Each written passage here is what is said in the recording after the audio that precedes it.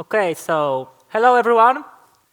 I'm really glad that you are here because it's really late hour today, but I guess you want to listen about Kotlin.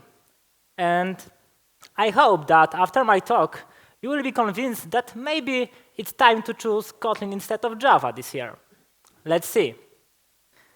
But let's start classical.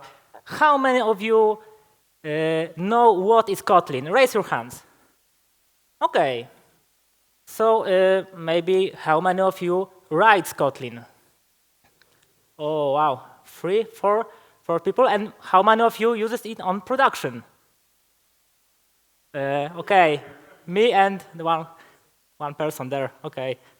Maybe it will change after the talk. I hope so. So let's start with some quick facts. As you can guess, Kotlin is just another island like Java, but it's really not near the Java. It's like 20 hours flight from one side of Europe and Asia to another side. But of course, it has its logo, and it's maintained starting 2010, so it's like 7 years. And the graph looks pretty stable, I would say, so maybe it's a good language. And there is a hot news from the June that Kotlin now jumps into the top 50 of TIOBE index. So maybe there will be more fuss about it. And Kotlin is maintained by JetBrains. How many of you uses JetBrains products?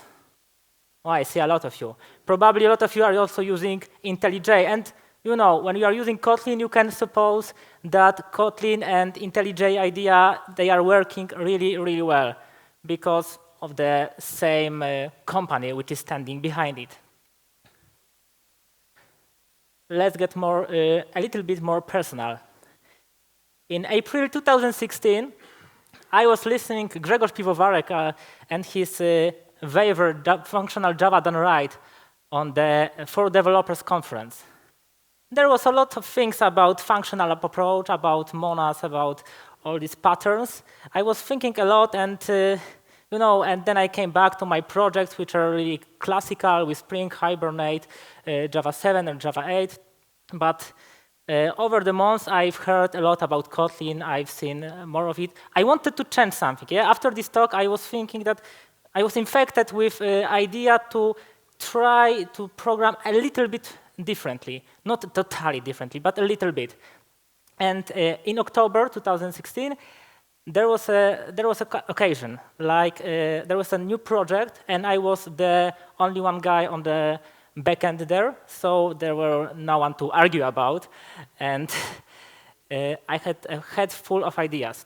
For example, I wanted to abandon Hibernate in this project and to try Kotlin. So yeah. Then I started because I'm rather a Spring-related developer. Then I went to start.spring.io and looked at, oh, come on, there is a Kotlin as a first-class citizen for the Spring Boot starter. So you can download the whole working configuration of your project with Spring Boot and all those Spring dependencies working in Kotlin and written in Kotlin, of course. So that was my stack. That was Kotlin 1.0. That was JUnit 4, Spring Boot 1.3 with web, security, JDBC, etc. And over the time, it upgraded to Kotlin 1.1 and Spring Boot 1.5. And now it's 8 months later. The product is on production for 3 months. I mean, for a real production, because it was available in January, but only for a limited group of people who were testing it and checking the concepts with investors, etc. Now we are 2 developers, and I can say that it was not a big problem to introduce the other one to the Kotlin language, and I still do not regret it. And what I want to show you today is maybe not the whole spectrum of Kotlin features. Yeah? Not like the Kotlin has this feature and this and that. Of course, I will show you a lot of features, but only those I was using in my project. So if something is not present in my code base, I won't show it to you, because I think it's the most useful thing that to show concepts that are working, not that really, really needed. So when you start writing Kotlin code, you have some first impressions. Yeah, I've started with one class, maybe then another class, and there is something new. What is the new thing? The first new thing, of course, it's syntax. And because maybe some of you are not familiar with Kotlin syntax, I will try to introduce you to it.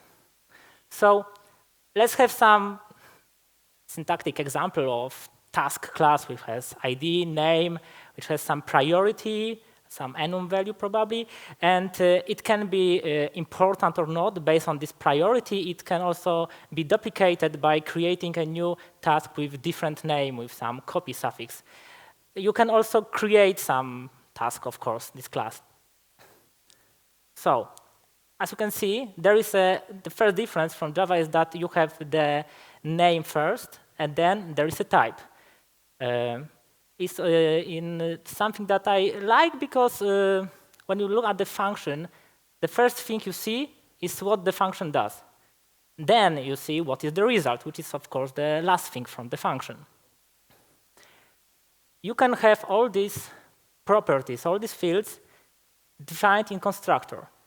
It's not like you have to have them there. You can have the in classical way defined fields in the body of the class.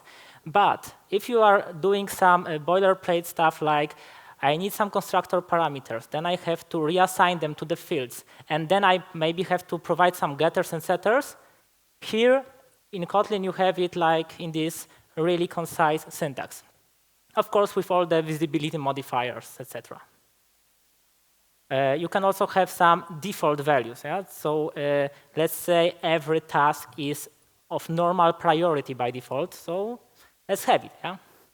And then you can use it, this default value here, because you are creating task with given name, ID, and you say nothing about priority. Moreover, you can use named parameters. It's not the must, but you can use them. And there are situations when it brings you more readability for the code, because sometimes the value you are passing to, it's not quite obvious what is it. So you can say, it's a name. You can also mix the order, yeah, if it's in some context, if it's more good for you. Some different story. You have string interpolation, nice feature. And you have type inference. So the type inference works in a way that if compilers knows what is the type of expression, then you don't have to specify it, yeah? So maybe you have to specify some first types in a chain of calls, and then everything can be inferenced by compiler. It's really great stuff to not clutter your code. Of course, there are situations when you want to specify type explicitly because it would make it better in some special context. But I think in general, it's really great thing for your code. When you see the when expression, maybe some corner case, this when expression, something similar to switch, but there is one difference. When you are working on some enums, and then let's say we are covering here high, normal, and low priorities. What if I add one more priority, let's say critical?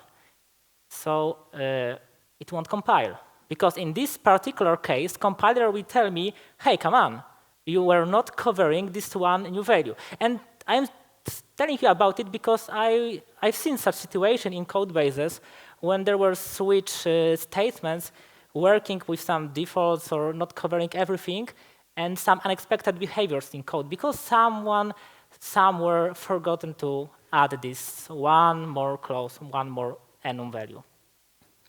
As you can see, when it's an expression, it has a value. So it's same for if, it's same for try.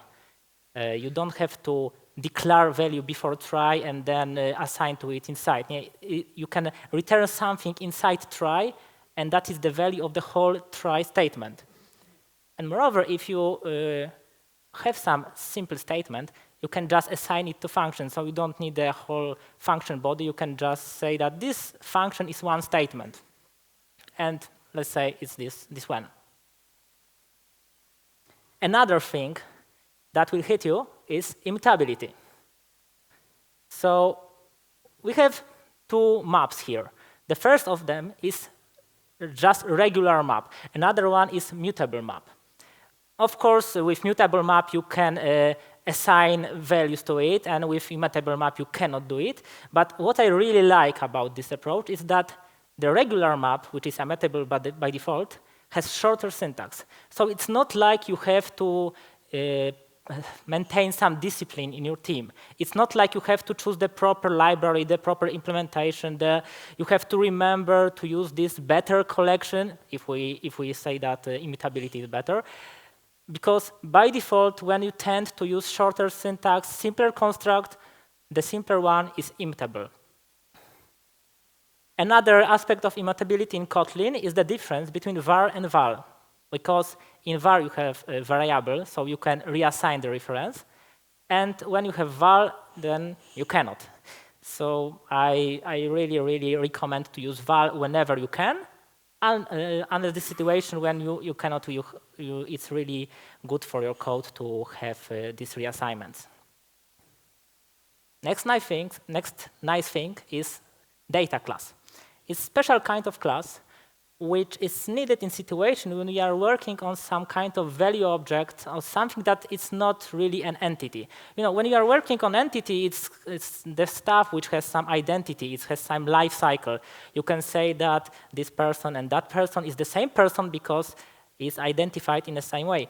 But there are some things, maybe colors, for example, which are just values. Yeah? There are structure of properties which has no real identity, and then data class is really, really helpful. First of all, it has kind of a copy method which provides you ability to clone the whole object, just saying which properties you want to change. So you can change, for example, only the name, and the rest of properties will be the same in this new instance of data class. Another thing is that you can destructure when assigning to variables. So you can just say, OK, this color is now my red, green, blue, and alpha. I don't have to access them through the dot. But I think the most important thing is that you have the equals hash code and toString for free. So this value, you can just compare one value class to another value class, and there is no possibility that you forgot to include your new fresh field implemented a week ago. Because it's already covered. OK, but I was working on a Spring-based project. I was introducing Kotlin in some classes, and then I felt encouraged to start to do it in some Spring classes, in some Spring-related parts of my projects. So Kotlin with Spring, it's working really OK. There are no big deals about it. But there is one thing, which is that in Kotlin, everything is final by default. So when you write a class without any modifiers, it's final. You cannot subclass it. When you have a method without open keyword, you cannot override it. Yeah, and then comes the Spring Mockito, which wants to proxy your stuff. So you have to remember to mark everything as open when we are speaking about services, REST controllers, components. It's really tedious work, and if you forget to add this open keyword in one method, the results would be really, really, really strange, and I will spend a lot of hours debugging my code, seeing why in tests it's not working as it's supposed, and it was because of one missing open keyword. So there is a panacea for that. There is a Kotlin All Open plugin for Gradle, in which you can specify annotation you want to cover. So if the Gradle sees some annotation in your code, then it marks everything for this annotation as open. OK, it could be also a tedious work, so there is also a version of Kotlin-Spring from the same plugin, which does exactly the same, but it knows what the Spring annotations are. Yeah? So you don't have to provide them because it knows there is component, service, etc. So maybe one killer feature about Kotlin, in my opinion. And this is something that hit me most because I was working on Java project before this Kotlin-based project. And there was one question which was returning and returning and returning to me every day I was working with this code. And this is the question whether some parameter is null or is not. If I want to have some defensive programming and check for nullability everywhere, or maybe I have some convention in my mind that, let's say, in repositories, I don't return nulls unless it's finding by some property. Maybe I then return an optional. You need to have some convention in mind, or you have to use some annotations like not null, non-null, etc., with support from your IDE. In Kotlin, you have it for free. And yeah, it's really super cool feature, maybe the best one, even better than TDD. Okay, maybe it was chaotic. So how you define such nullability stuff? For example, you have some project repository. In this project repository, you can, of course, create project, providing some name. Then you will get the whole project entity from the repository, and it cannot be null, yeah? You are just creating something in database. It is there. You can get it. There is no possibility to be null. You write just project type. But when you are finding this project, yeah, then maybe it's not there.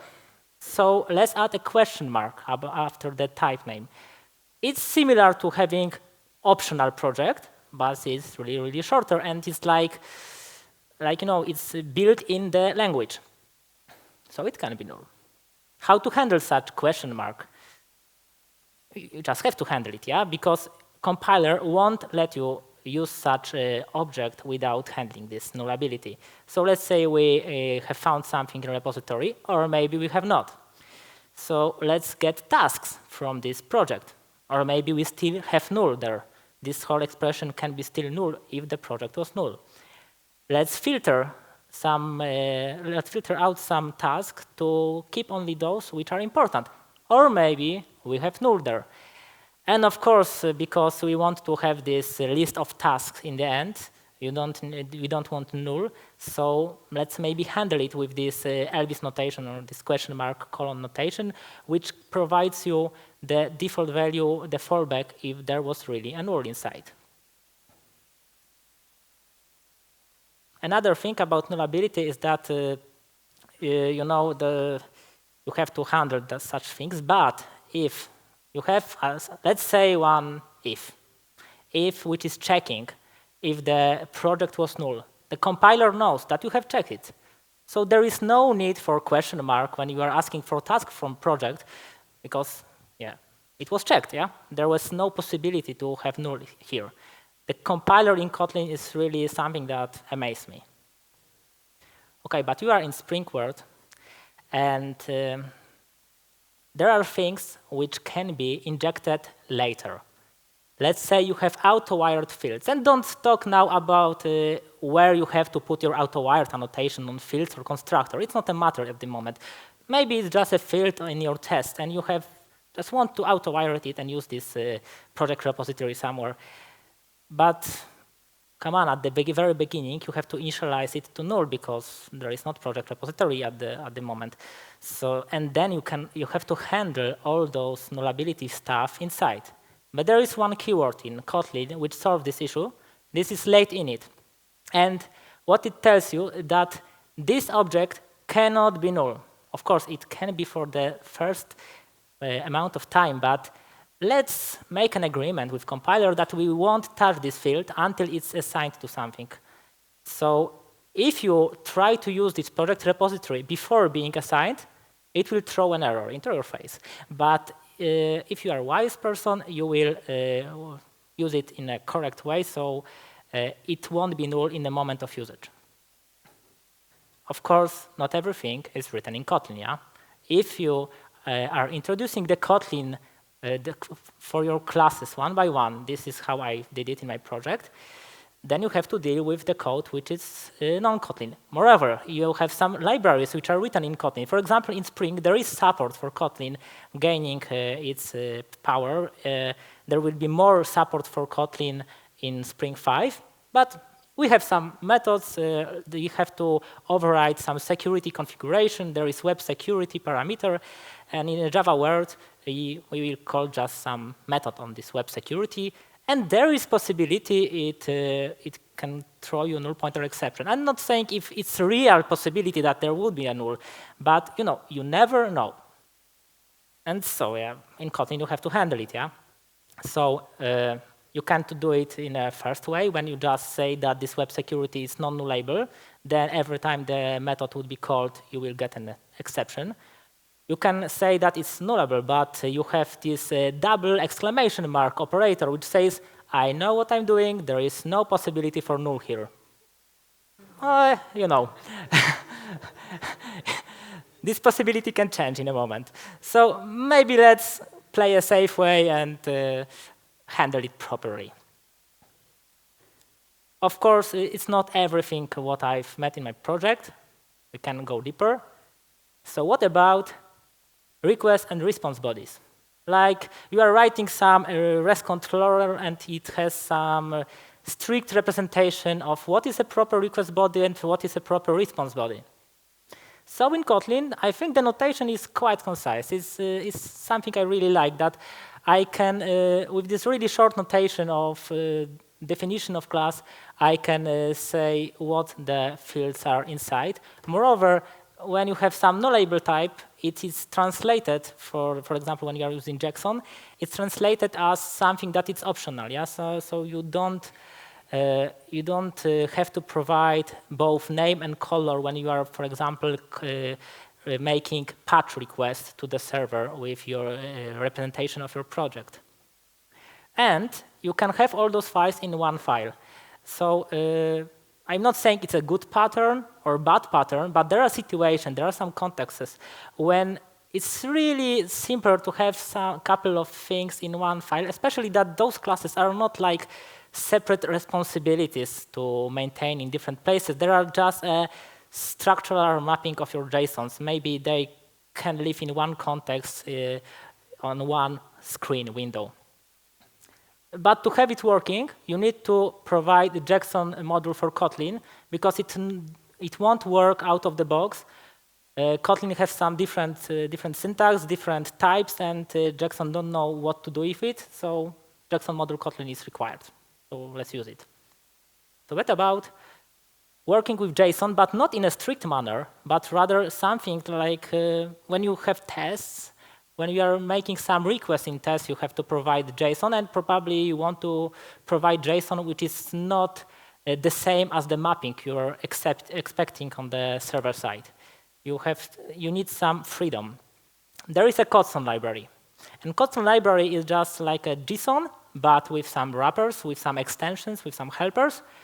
And there you can create something that resembles JSON. Of course, it's not a JSON, but in my experience, creating JSONs in Java world is not something really easy. So I think this kind of DSL is quite helpful. And you can also parse it. Yeah, maybe it's not so simple that you're supposed to create this JSON, but you can do it. Yeah, you can do it. Say if it's a string or array, you can then use it as collection filter on it, etc., etc. And this is something I use really a lot in my integration test when I'm asserting some response bodies, etc. So what about SQL? Maybe remember at the beginning of my talk, I've told you that I don't like Hibernate much. I'm rather against the effect which I saw a lot, that tables and entities in domain were really tightly coupled, and which is, I think, against this whole movement on making things more domain-driven design, etc. And I don't like to write pure SQL in strings. Instead, I like typings. So there is a library called Exposed, which is not the most powerful tool, but for just kind of 90% situation, I think it's really good. It's also it can be also extended by your own types, but yeah, for the basic stuff, for the typical queries, is good enough, and it provides you typings. So you can define your table as you have some factory methods for saying that something is long, something is varchar, it has default value, maybe something is a foreign key. Then, if you use such, and this whole table is typed, yeah. And if you use such a table representation, you can call some method which will create your table in the database. This is helpful, but in my case, I was using flywire migration, so it was not my case. But instead, I was using the whole bunch of methods for making queries, updates, etc. And it's similar to just working with row mapper from JDBC. You can select what you want from the row, which columns you need. Then you can create one object, two objects, whatever you want. And with this advantage that it is typed here. Yeah. And if you try to do something improperly, you will get an error quickly, not like in the runtime. Of course, to use expose, you need to provide something to Spring. In this case, you need Spring Transaction Manager from expose, because Spring has to know how to handle transactions provided by expose. So maybe what about functional constructs? Because there is a lot of hype about functional programming. There are a lot of talks about carrying functional composition using monads like either or try. There is modularization, parallel application. There is, of course, another library. It's called functional. And the monad I am using from it the most is a try monad, which is really helpful in situation when I have to handle all the exceptions. I need to see clearly what is the logic there, how I handle failures when parsing, for example, response bodies from some third-party server, etc. So yeah, it provides you such monad. And let's see at this example in which you are fetching some projects over HTTP from maybe some different server. It can fail on many, many reasons. So maybe you want to handle some handles in such case, throw something, but something that you have provided in your domain, some other exception. Maybe you want to do something with result. You want to do something with response, to parse it, etc., etc. So yeah, you are fetching it. Now you are wrapping the result of your call if the try success of try failure. So if any exception was thrown, it will be wrapped in try failure. Now I will handle such exception because my thinking here is like that. Maybe if there was any exception when a fetching project, let's say that was failure of connection. I don't care what it was specifically, but it was kind of connection failure. Okay, but if it succeeds, maybe let's do something with it. Maybe I want to log it.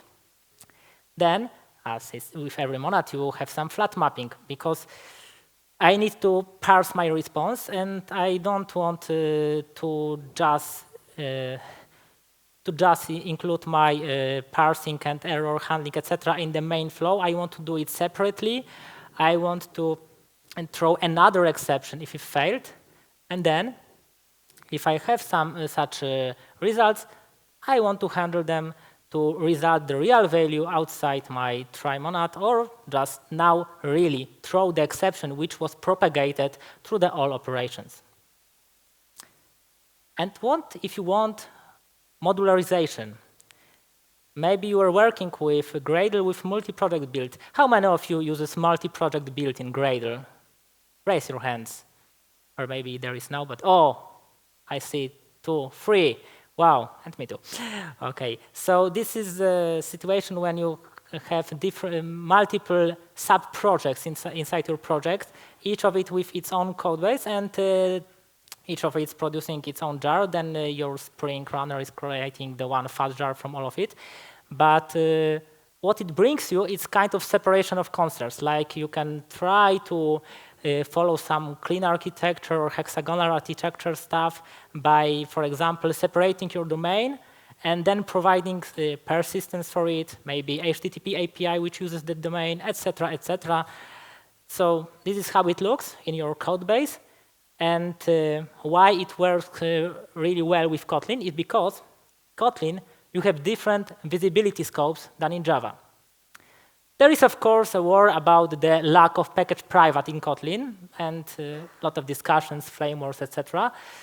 It's also some feature requests for future, but there is internal scope. And internal is something like public, but only inside the specific module. So if you made something internal in your domain module, domain subproject, it will be visible everywhere in such project, but it will not leak outside. And I find it very, very useful in my code base. One more minor thing is that maybe you are trying to call some Java code, which is a reserved keyword in Kotlin, like when from Mockito. Then you have to surround it with such backquotes. And it's not the thing I want to tell you. The thing I want to tell you is that you can use it for better test names. So, you know, when you are maintaining a big code base and it has a couple of years, I've saw such situations when programmers, me too, were refactoring code, maintaining the tests, changing some concepts, and then we were looking at test names. They were really not readable with all these underscores or with camel case, whatever. We were forgetting again and again to change them, to make them not rotting like comments. So I think every chance to make test names more readable, to more easy to parse for your eyes, is a good thing. So let's use it. So maybe some final thoughts. You know now that Kotlin is maintained by JetBrains. I think it's really easy to start with. It's just on experience of my 8 months project by introducing it incrementally. In my opinion, it has really nice syntax. It has a good approach of immutability. It has some nice things like data classes. It works well with Spring. There are a couple of libraries which you can find helpful. There is this null-safety things. And I think the most important thing, from my perspective, is kind of low-risk solution with really pragmatic approach. I wouldn't dare to introduce Kotlin in a new project if it would be a real total paradigm shift. I wouldn't dare to say to my client or project manager, hey, I want to experiment with this shiny new technology on the cost of the client's money, and I don't know it. It has a different build tool. It has a different standards. Everything is different. No, the Kotlin is like adding some nice things to Java incrementally, and it's not breaking your entire world. Yeah, it's like pragmatical way of improving your code base. So if you want to try, if you want to go with Kotlin and mix it with your Java code, there are good sections on the Kotlin documentation about interoperability, because interoperability between Kotlin and Java is really good, but there are some corner cases. And there, on those sites, you can see all those quirks, how to do it in a proper way, what can find you catchy. And then, if you have some Java code, in IntelliJ, you have an action which provides you possibility to convert your Java file to Kotlin file in 2 keystrokes. Of course, the resulting file wouldn't be the best code you can write in Kotlin, but it would be quite good.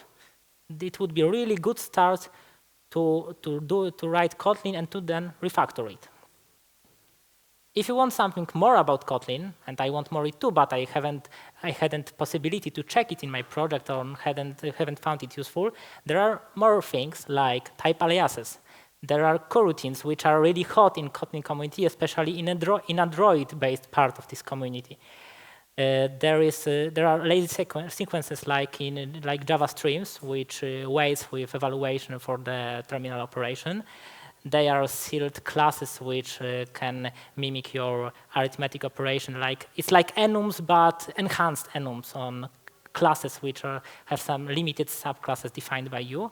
And there is also a possibility to write your Gradle scripts in Kotlin with typing support. And in Gradle 4.0, there it is by default. You don't have to use some different distribution. You are using the default Gradle in version 4, and then you have Gradle script Kotlin 0.9, if I remember correctly, which is working pretty well with some subtle differences. Then, of course, I encourage you to look into some resources. The first link I provide on this slide is the project I found most useful when I was starting. It's a blog post and the code repository about Spring Boot project with Kotlin, with Expose, with some extensions made on Expose in situation when you are using some custom PostgreSQL module which is not mapped in Expose by default. The next link is the sample application made by the same guy with Spring 5 with its functional and reactive approaches, and it's also really great. Of course, I encourage you to read reference because a lot of answers are there. Yeah, so not reading documentation is not an excuse. There is a curated list of links, blogs, libraries, etc. on the kotlin.link site. There is community on Slack, in which you can find helpful. You can ask questions. There are a lot of channels about Kotlin. And of course, these slides, if you find it helpful, are already published on the speaker deck. So try Kotlin, be more productive thanks to it, and have fun. And I'm Paweł Barszcz. This is my Twitter handle, Encoder. If you want to contact me directly by email, it's here. Here is also my website, but beware, it's in Polish. And I work at Polydia company. Thanks, that's all, and maybe you have some questions. OK, so that was the first question.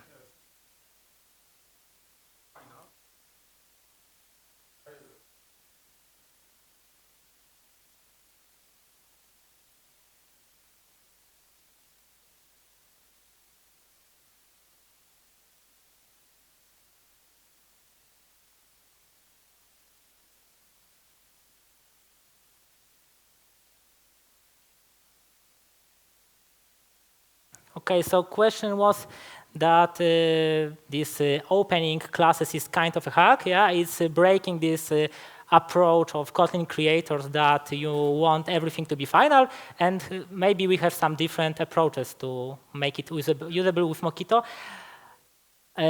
Nothing came to my mind at the moment. Sorry for it. And my approach is that I rarely use Mockito.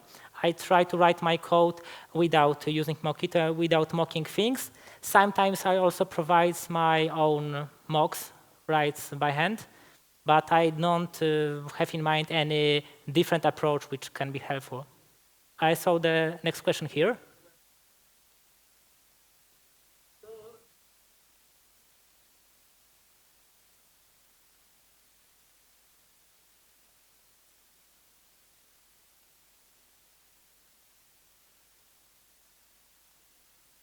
So question is, if I understood correctly, that Google announced this year, maybe this month or the previous month on Google I/O that it makes the Kotlin a first-class language for Android, and if there is something particular special that make them announcing this now in this time.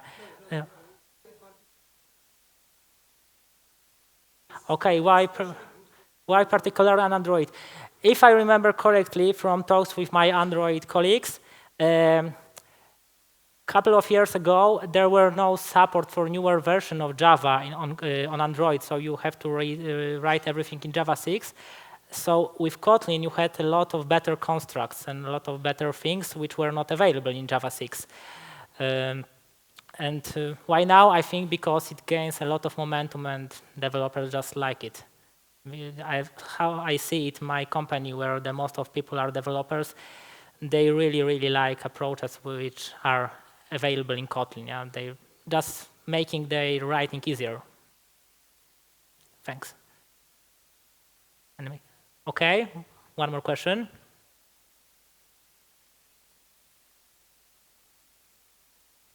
Yeah?